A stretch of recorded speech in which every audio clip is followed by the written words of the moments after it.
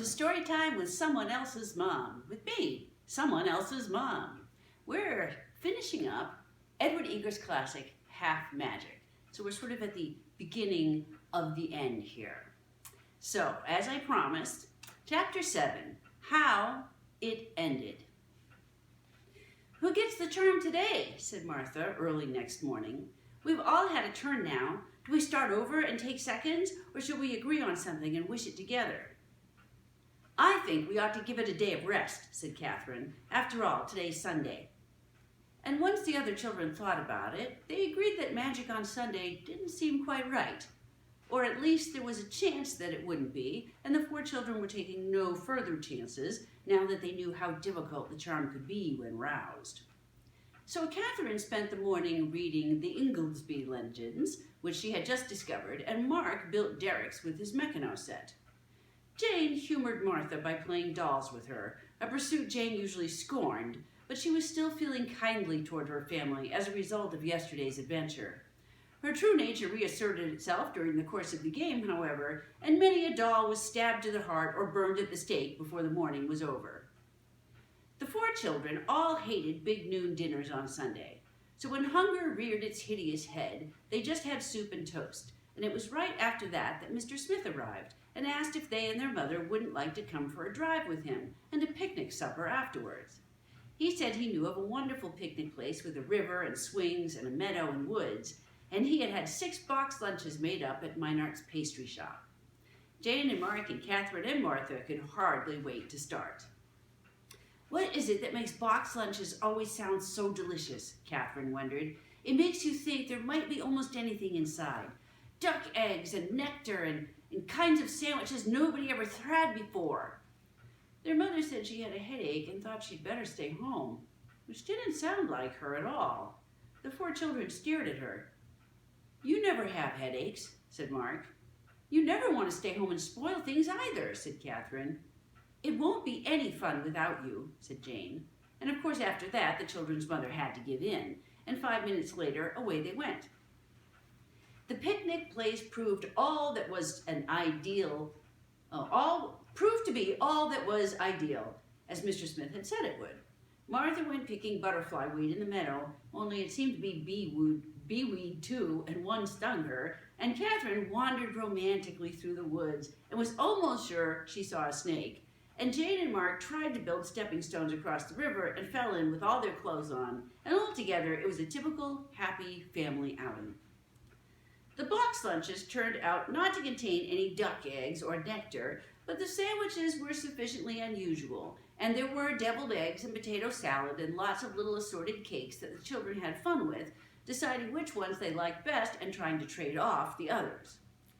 Supper was eaten round a bonfire deftly constructed by Mark and Mr. Smith, and stories were told and songs were sung until, what with one thing and another, it was long after 9 o'clock when they packed themselves into the car once more and drove home through the purple darkness.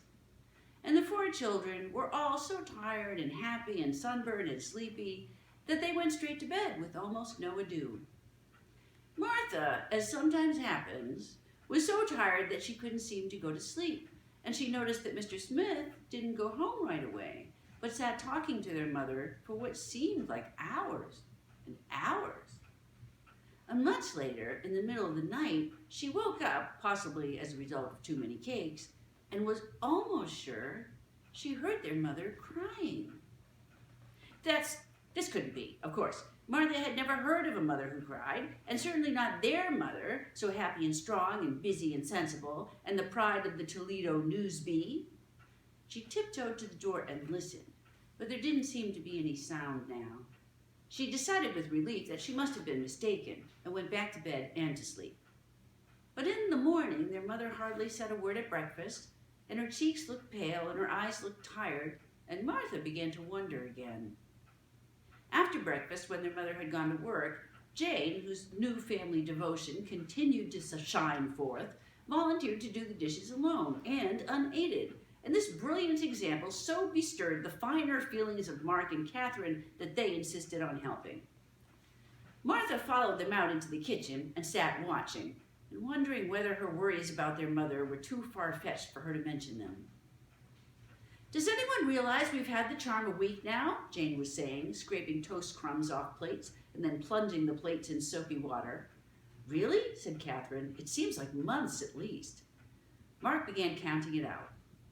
The fire was Tuesday and the desert was Wednesday. We met Lancelot on Thursday and went to the movies on Friday. Jane belonged to that other family on Saturday, and we rested on Sunday. And today's Monday, said Jane, the 7th day. I read somewhere that 7's a magic number. Maybe today will be the biggest wish yet. When you come to think of it, no great big lasting thing has happened so far, said Mark. We've had lots of adventures, but we're still just the same as we were before we found it. Our characters are improved, said Katherine, and I think we're sort of happier. I don't think Mother is, said Martha. 3 faces turned to her, and what do you mean? Said 3 voices at once. But before Martha could answer, the telephone in the hall began to ring. Mark got there first. Hello? He said, oh, hi. He turned to the others. It's Mr. Smith. Let me, said Jane, grabbing the phone. Honestly, Mark complained to Katherine, after we had all that hard work getting her to like him at all, now you'd think he were her own special property. Yes, Jane was saying into the phone excitedly. Yes, all right, we will. Yes, right away. She hung up and turned from the phone looking serious and important. Big council meeting. At the bookshop in 20 minutes. Car fare will be refunded. Can we scrape together the wherewithal? The week had been given over so completely to magic experiment that allowances remained practically intact, so that was all right. Are we taking the charm? Martha wanted to know. Naturally. What else would an important council be about? Said Jane witheringly. Katherine fetched the charm from its hiding place, and the 4 children waited for a moment when Miss Bick's attention was elsewhere being the gas meter man, to steal down the front steps, hurry out the door, and run 2 blocks up Bancroft Street before waiting for the streetcar, so she wouldn't see them from the window and take unpleasant steps. The ride downtown seemed endless, but turned out at last not to be, and 10 minutes later found them hurrying into the bookshop. Mr. Smith rose from his desk and came to greet them. He seemed uneasy. Hello, he said. You were quicker than I expected. Please sit down. I have something to tell you. The 4 children looked around, but there were piles of books on all the sitting places, so they stayed standing. Mr. Smith didn't seem to notice.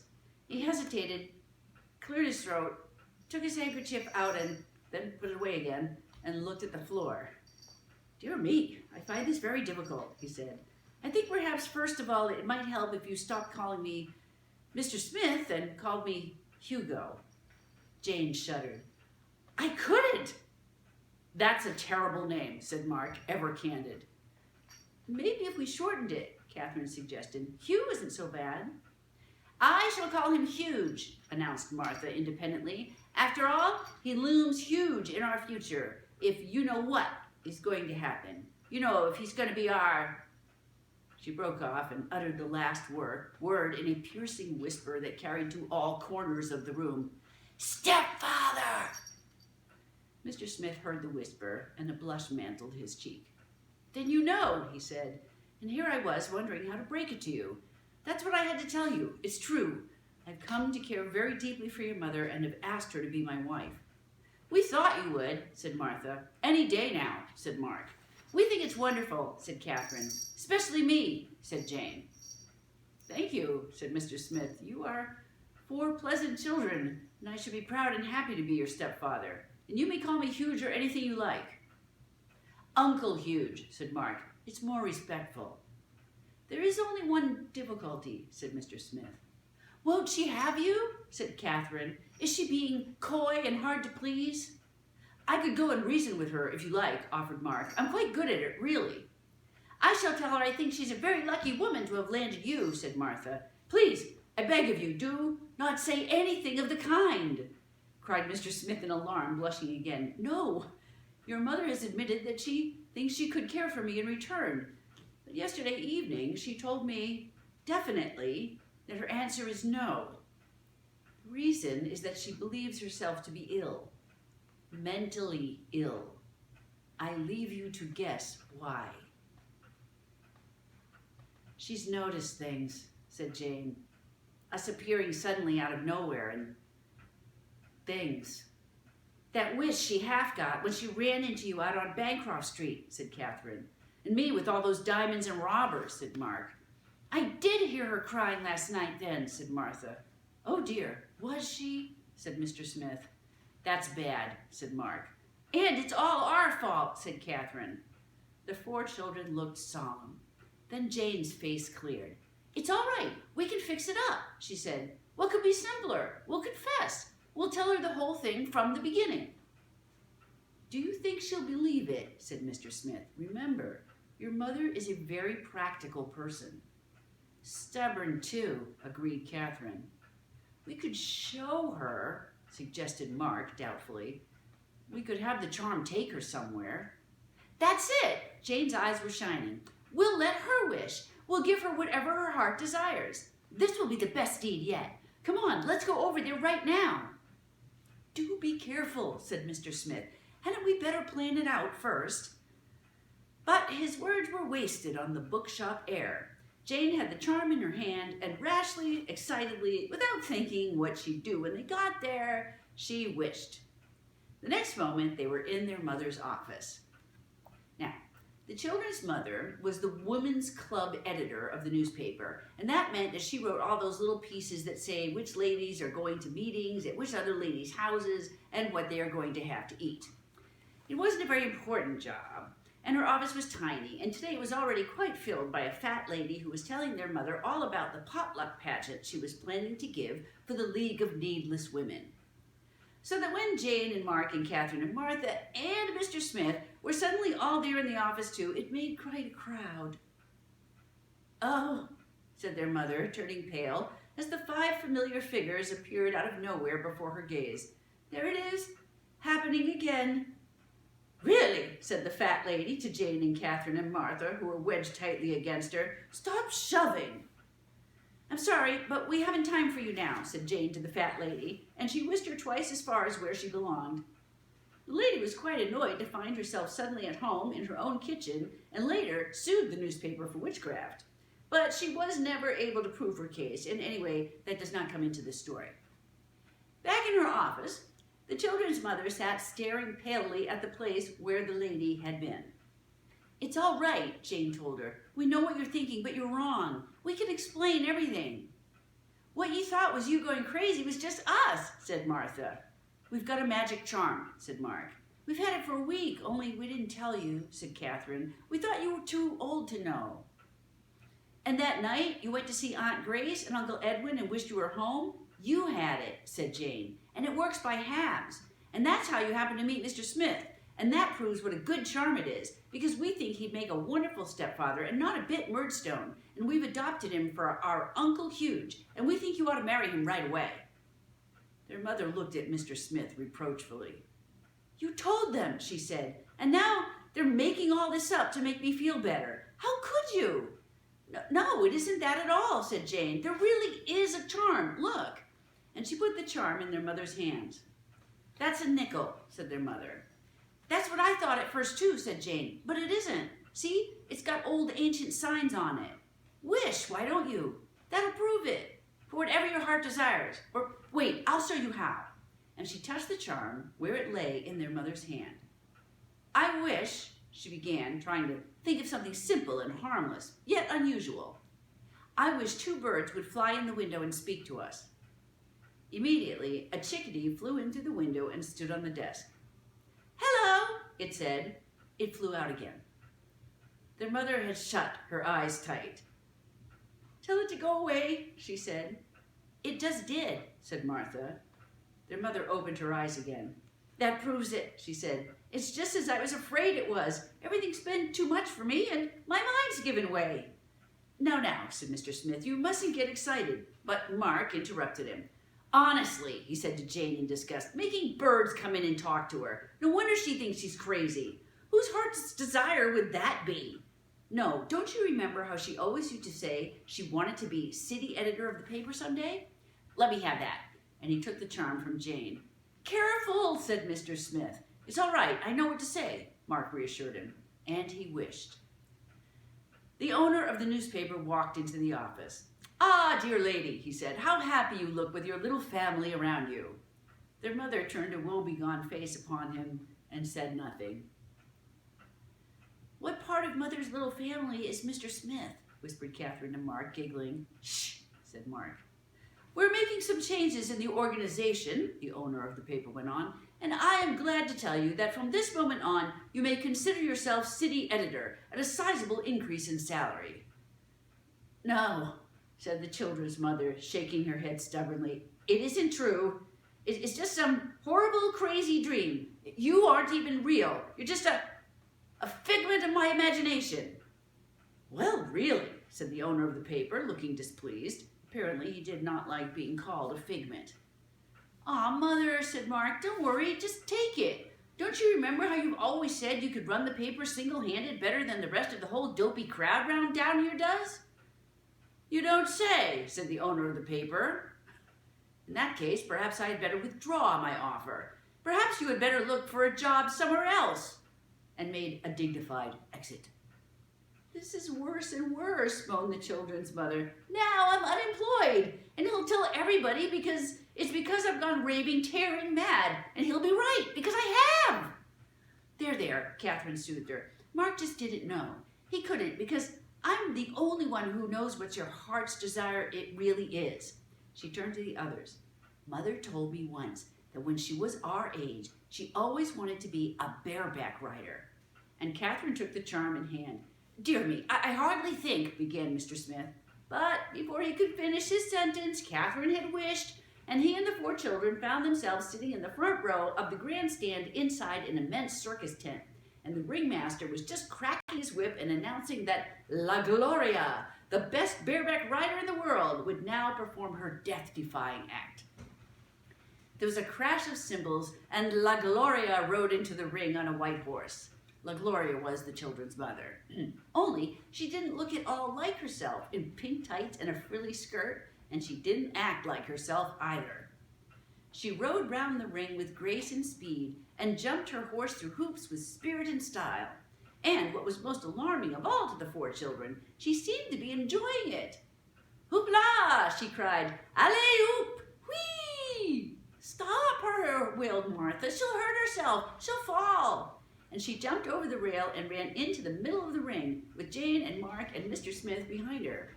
Forgetting the charm in her hand, Katherine ran with them. La Gloria had to rein in her horse to keep from running them down. "Get out of the way! You're spoiling the act," she said haughtily. "This is awful! She doesn't know us!" cried Martha. "Of course she does. Don't you?" said Jane. "No, and I don't wish to," said La Gloria. "Out of the way! The show must go on." "Why?" said Mark, ever willing to argue a point. Behind them in the grandstand, the audience was beginning to be restless. "In my opinion, people who interrupt other people's entertainment should be ejected," said a lady in the front row. "You're right," said the lady next to her. "They should be ejected first and then put out." An angry murmur began to grow. "Down in front!" yelled somebody. "Get the hook!" yelled somebody else. The ringmaster approached, cracking his whip. Then, just as it looked as though there might be unpleasantness, Katherine unwished, and they found themselves back in the newspaper office. Their mother sat at their desk, a dreamy, faraway smile on her face. Katherine turned to her anxiously. "There," she said. "Now do you believe?" Their mother's smile vanished. She looked stubborn. "That didn't happen," she said. "It was a dream."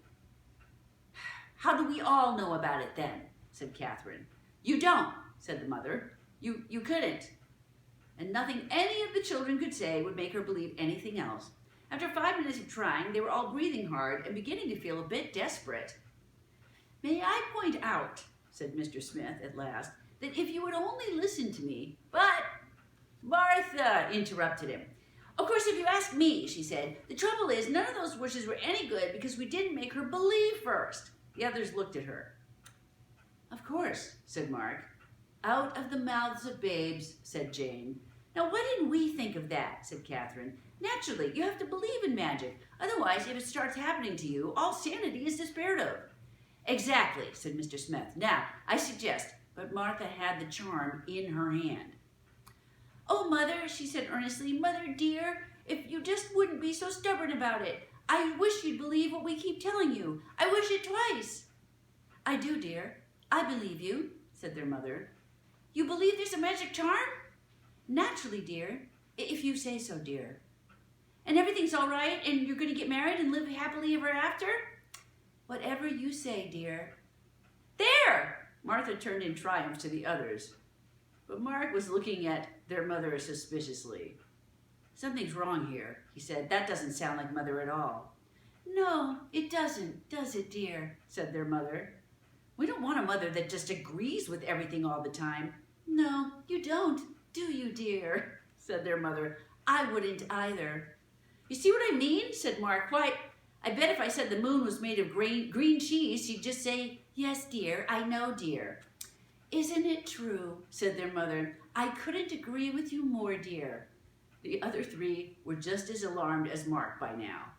This is awful, Jane cried, turning on Martha. You've taken Mother and turned her into some awful sappy blah character without any gumption at all.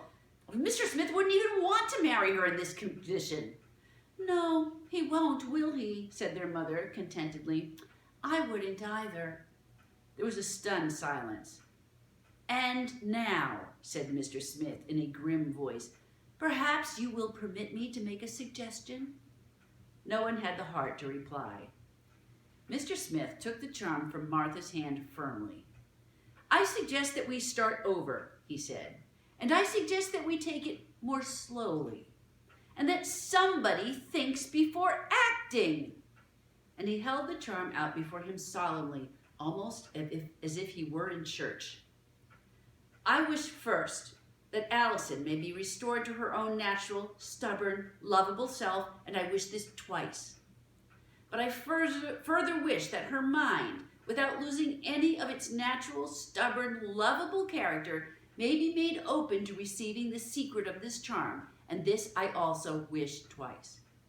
And I thirdly wish that she may be twice relieved of the fear that has come to her through the magic of this charm, and may be twice ready to receive any boon it may grant her. There was another silence. Then the children's mother looked round at them all and smiled, and it was plain that these last wild minutes, ever since they had arrived in the office, had vanished from her mind. Hello, she said. How nice of you all to come and surprise me. We came, said Mr. Smith, to bring you a gift, and he put the charm on the desk. This is a magic charm, and it works by halves. Ask twice for whatever you wish, and you will receive it once. It is from all of us, and with our love. Now, what is your heart's desire? But you know what it is, said the children's mother, not picking up the charm. My heart's desire is to marry you and have the children love you as much as I do, and not to have to work on the paper anymore, but stay home and take care of the children instead of having to have Miss Bick, and to have the children be able to go to the country in the summers, the way we've always wanted to, and to have you shave off that beard. Really? Don't you like it? Said Mr. Smith in surprise. I've grown rather attached to it through the years. I'll hate to see it go. But for the rest of your desire, if you marry me, I'll do my best to give it to you, without the help of any charm. We won't be rich, because people who run bookshops seldom are, but summers in the country I think I can manage. He took their mother's hand, and the two of them stood looking at each other. Aren't you going to wish? Said Katherine after a bit. Why should we? Said their mother. We have our happiness. Oh, said Katherine, disappointed. The faces of the four children fell. They had never felt so let down in all their lives. Then after a moment, Katherine's face brightened. But it was a wish that brought you together in the first place, she said, and it was another wish that made you meet again. It was really the charm that caused everything, in a way. Maybe that's the one big important thing it came into our lives to do, said Mark. You mean maybe now it's used up and won't work anymore? Said Martha, alarmed. Oh, and today's the 7th day too, cried Jane. Maybe the magic's over. She picked up the charm and turned to Mr. Smith. I don't want to butt in, and I'm sure you could give Mother her heart's desire by the sweat of your manly brow alone, she said. But just to make sure, I wish all her wishes would come true twice. Mr. Smith gave a cry and clapped his hand to the place where his beard used to be. The four children agreed later that he looked very handsome without it. Only right now they didn't notice, because right now other things were happening. for it seemed as though the room suddenly began to shine, and there seemed to be a sound of far-off singing and a faint chiming of bells all about them, and a fragrance hung in the air that was not quite cinnamon and not quite vanilla and not quite the perfume of all the gardens in the world, but a little like all those things, and something else too. It was the scent of magic. And their mother and Mr. Smith stood looking at each other and didn't see the shining or hear the singing or sense the fragrance, because all they saw was the light of each other's eyes, and all they heard was the beating of each other's heart, and all they felt was their love for each other. By and by, the shining and the singing and the fragrance died away. "I guess that's the last wish, all right," said Mark. "It never rang bells and smelled like a perfume shop before." "What did you say?" said their mother. "I said, I guess that's the last wish," said Mark. "The last wish on the charm." "What charm?" said Mr. Smith. They hadn't. Now that they had their heart's desire, they had no need of any other magic. They turned and went out of the office, and the 4 children followed them. Jane still held the charm in her hand, but the children were as sure as they had ever been of anything in their short, full lives that with that last wish, the magic had gone out of it, and that there would be no more enchanted adventures for them. "Still," said Mark, as they reached the street, and just as though the others had spoken their thoughts aloud, "still, we might as well test it and see. Wish something. Any old dumb thing. All right?" "I wish I had 4 noses," said Jane. Everyone looked. But the usual slightly snubbed one remained the only feature in the middle of the face of Jane. "That settles that," said Mark. "Goodbye, charm." But his voice was quite cheerful. "I guess it just came to make us happy," said Katherine, "and now we are." "Weren't we happy before?" asked Martha. "Oh, sure, in a kind of way," said Mark. "The way some people are happy and some people are unhappy because they're born that way. But there were a lot of things we wanted changed, and now they're going to be." "No more Miss Vick," said Katherine. "Summers in the country," said Jane. "And a perfect stepfather. You know," she added, suddenly feeling rather wonderful, "it looks as if we got our heart's desire too." But all the same, she didn't throw the old used-up charm away. As they hurried to catch up with their mother and Mr. Smith, she stopped long enough to put it away carefully in her handbag. She would keep it a while longer, just in case. "Oh dear, look at that. I lied. It wasn't the last chapter. There's one more. Chapter 8, How It Began Again. So next time, catch up with me for the truly, I promise this time, last chapter of Edward Eager's classic, Half Magic."